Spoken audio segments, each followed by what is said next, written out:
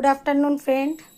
আজকে তো বৃষ্টি ওয়েদার, সবাই নিশ্চয়ই ভালো ভালো খাবার বানিয়ে খাচ্ছেন। আমি যে কি বানিয়েছি সেটা আজকে আপনাদের কাছে দেখাতে এসেছি।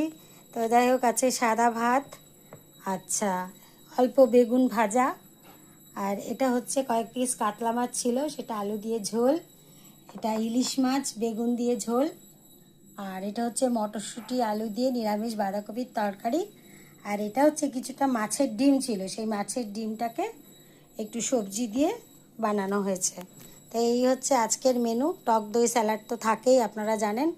আর আমাদের এইসব খাবার কে কোনটা পছন্দ করেন বলবেন, আর আপনারাও কি খাচ্ছেন সেগুলো শেয়ার করবেন। আর আমার বন্ধুরা যারা কমেন্টসে রান্নাবান্না জানতে চাইছে তাদেরকে আমি তাদের কমেন্ট বক্সেই রিপ্লাই করে দিচ্ছি, কোনো প্রবলেম নেই।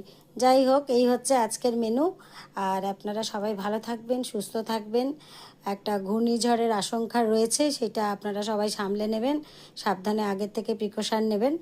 আর আমার এই চ্যানেলটা সাবস্ক্রাইব করে আমার পাশে থেকে আমাকে অনেক বেশি আশীর্বাদ করবেন।